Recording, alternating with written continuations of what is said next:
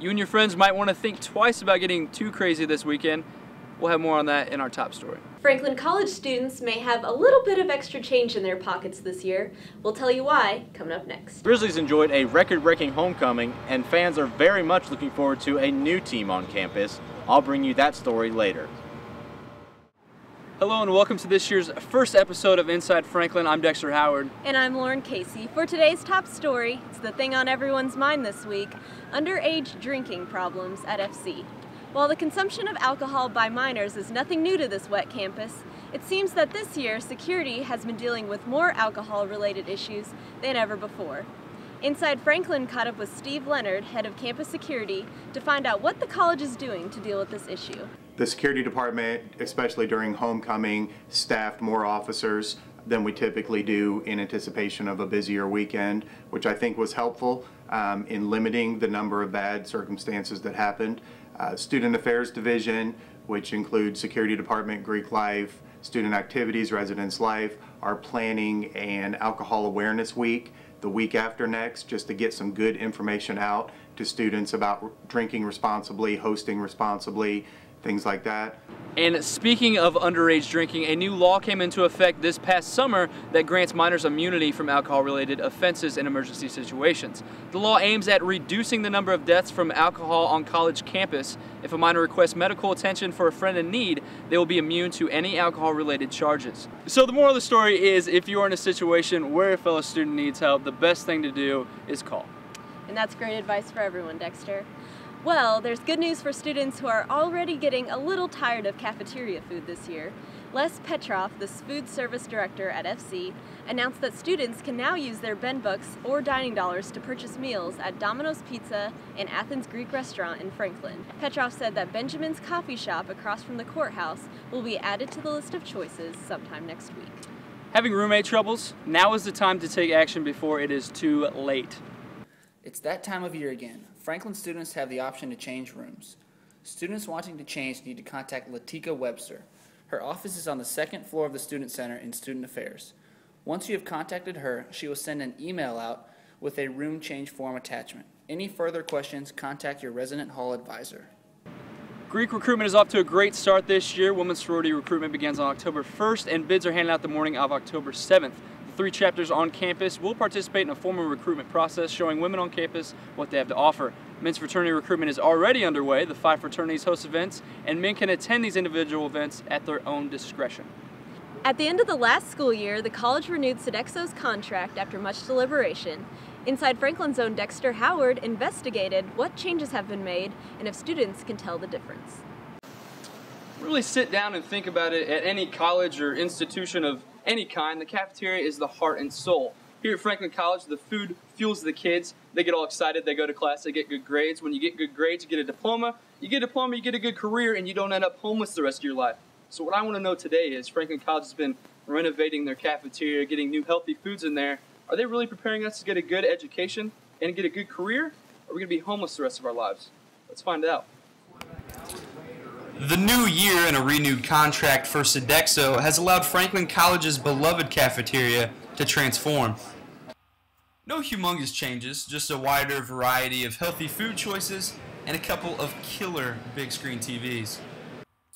And although a football game would look great on them, sadly the TVs are just menus.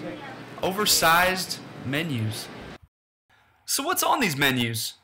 A listing of some of the new grub that students have to choose from. They're trying to do more sauteing rather than deep frying and more baking rather than frying. They're paying closer attention to portion control. Some of the cafeteria workers were also quick to point out that healthy food is not synonymous with disgusting food. Braver students have taken the plunge into the new menu. And we have different recipes that have been added this year, and the students are interested in trying new things and better things.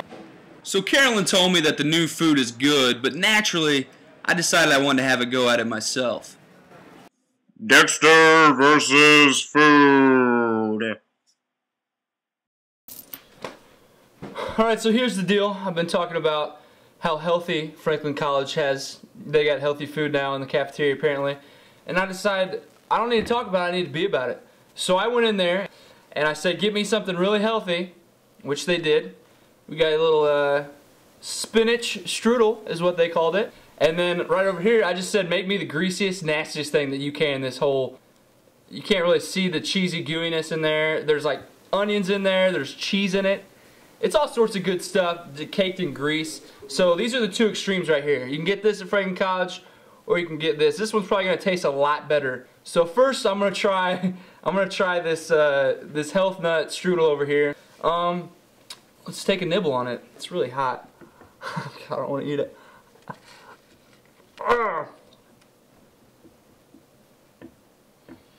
It's not good. I'm gonna take a drink of my Sunny D now. Oh God. Oh. And maybe I'm being unfair because I'm not really a cheese.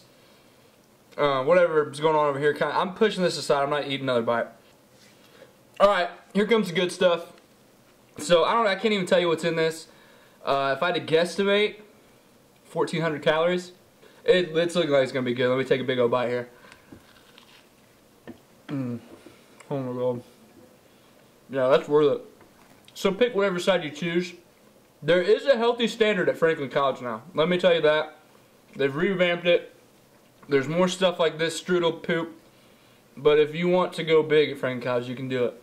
I'm gonna do it right now. I'm gonna eat the rest of the sandwich and then I'll talk to you again here soon.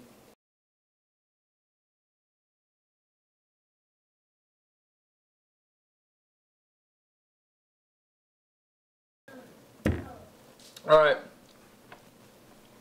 So there you have it, ladies and gentlemen. A delicious, unhealthy meal from Franklin College. It was a burger of some sort, onions, caked all over it, delicious.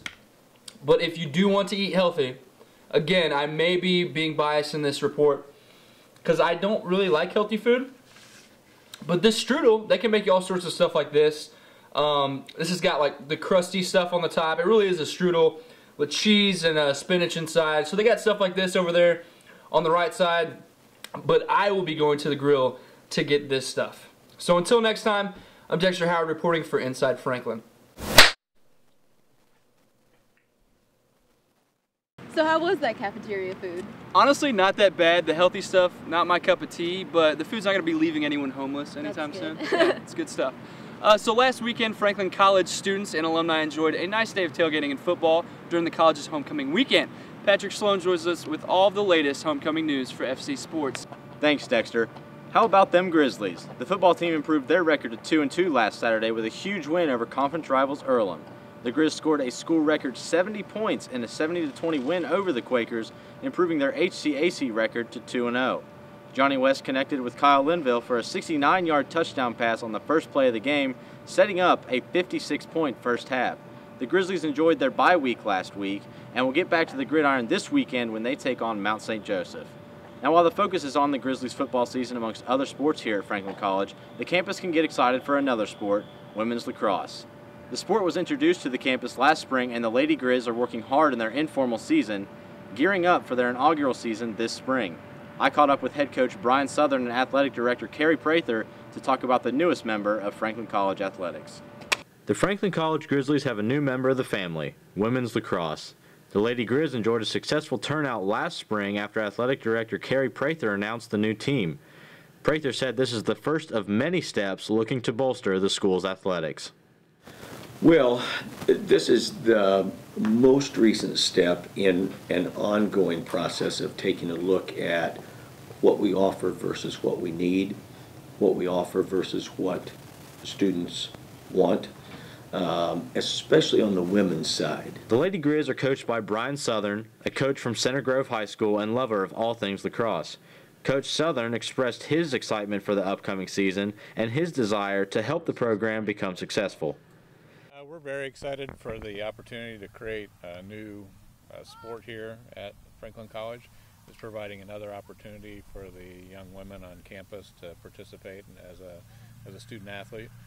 And we're attracting some really high caliber students to the campus by having the lacrosse program here. So it's very exciting to get something started new. It's always exciting to launch a new program. A lot of excitement on campus, a lot of interest from students, faculty, staff, and the community. So. Prather was also full of praise for Southern, even calling him a gift from God. He oversees a huge program at Center Grove and a successful program, but he's also part of the state organization, which is part of the national organization. So he was something of a gift from God in terms of all of those things, plus having an interest and enough time to devote to what we needed to have him do here. Reporting for Inside Franklin, I'm Patrick Sloane. The team will play their first game this month. The FC Dancers put together their first performance of the season on homecoming weekend. With just 4 practices before their first performance, the Dancers stole the show at the homecoming pep rally and will be performing at future sporting events. Olivia Covington brings us the story. The FC Dancers are back. The team, made up of 12 girls this year, spent the past few weeks preparing for their first performance, the homecoming pep rally. This performance is nothing new to freshman dancer Gabrielle Sully. Gabrielle Sully, I am part of the FC Dancers, and I joined the dance team as a freshman because I have been dancing almost all my life. Look for the dance team at future football games later this season. For Inside Franklin, I'm Olivia Covington. The FC cheerleaders help get the crowd into the game at football and basketball games, but they will now be enjoying their own competition as they compete with other schools. Alex Swenson has the story. Most Franklin College students are used to seeing the FC cheerleaders perform at football and basketball games, and that's it. The squad now, though, is in the midst of a new challenge. For the first time ever, the team will participate in a cheer competition against other schools.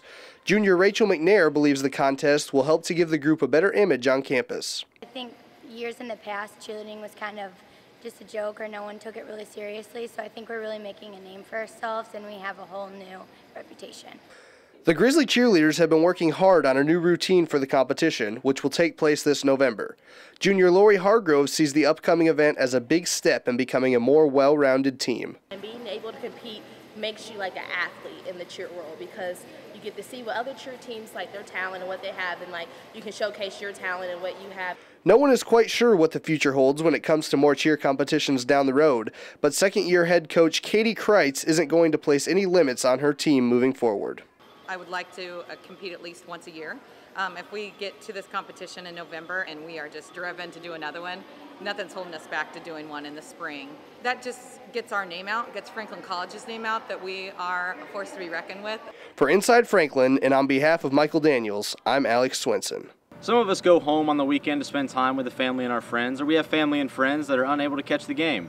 That problem can easily be fixed by visiting franklingrizzlies.com and clicking on the Listen Now link.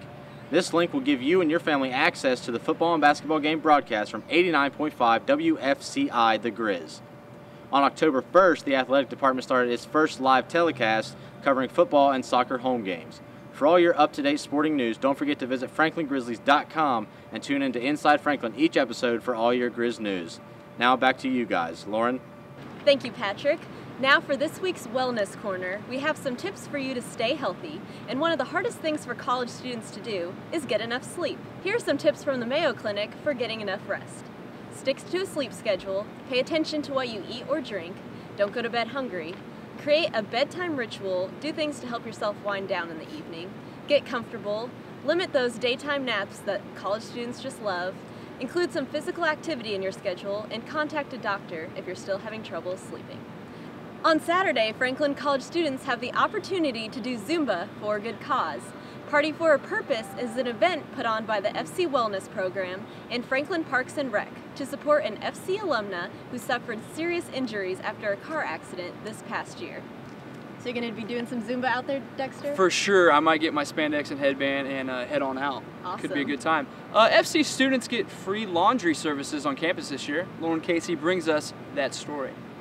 Franklin students can stop counting their quarters. After many years of anticipation, the campus now has free laundry services. I caught up with Latika Webster, Director of Residence Life at FC, to find out how the new system has been working this year. I think that it was a great move for Franklin. I think it's a great benefit for students. We have run into a few issues with a lot of students using the facilities now, and maybe some things that we didn't necessarily think through. And as you can see, the college is still working out a few glitches with the new system, But when you think about it, an hour and a half is a pretty small price to pay when you get free laundry. Students have had the opportunity to experience a few guest speakers this year. Molly Barker came to campus with a message that challenged stereotypes and encouraged students to follow their dreams. I hope that I provoke some thought that has people consider what stereotypes or words they buy into that limit who they are. You know, value success in terms of what money they have or the stuff they have. And I just want to challenge people on that. That, you know, we are more than things around us. The campus's radio program, WFCI The Grizz, has a new host of shows to bring you this semester, including sports coverage, news, and even a crazy cat lady show. Just tune your dial to 89.5 WFCI. And you may have seen students sitting around Day Mall a few days ago, but it was for a good cause. Inside Franklin reporter Adrian Gillespie went out to see what this event was all about. On Wednesday, the women of Delta Delta Delta and the men of Tau Kappa Epsilon enjoyed a beautiful day out on Day Mall. They were lounging for life. These two Greek organizations shared this philanthropy event, and the proceeds went to St. Jude's Children's Hospital. The chapters had different activities set up on campus during the day, including cornhole, sandcastle building, and they even grilled hot dogs. This event has been going on for a handful of years now, according to Trident Philanthropy Chairwoman Leslie Johnson. This event is to raise money and awareness for St. Jude Children's Research Hospital. It's been going on for about 6 years now, the past 3 years being with the men of Tau Kappa Epsilon. Holding this event in the middle of campus allows the Greek members to interact with students and let them know why they are lounging for life. We're just out here to raise money and get the campus aware of what we're doing with St. Jude and everything. These two chapters split the total proceeds they collected for their respective national organizations. For Inside Franklin, I'm Adrian Gillespie. On September 11th, Franklin College students gathered to reflect and remember the events on that day in history. I went to the Peace Walk held on campus. Here's the story.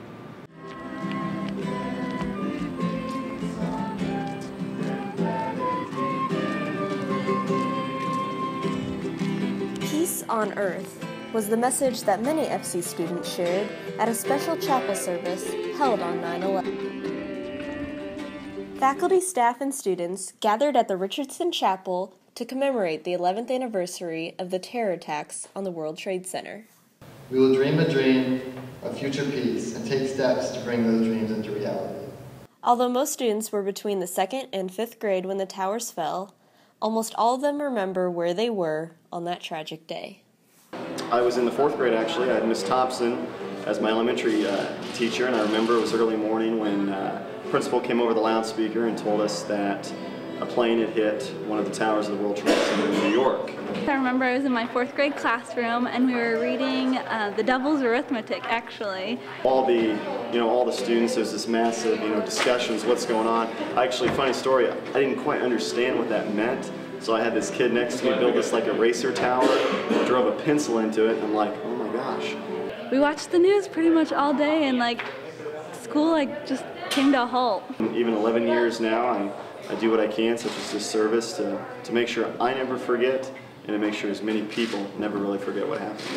And to make sure they never forget, the Religious Life team asked students to write notes to themselves about their prayers and hopes for the future to post on the college's Interfaith blog. You can read their messages at franklininterfaith.wordpress.com. The election season is upon us, ladies and gentlemen, and as a Franklin College student, you have a chance to stay up to date on the latest news and politics. Go to thestatehousefile.com and use your Franklin College email address to log in for free. Thestatehousefile.com is your source of political coverage, powered by Franklin College journalism students.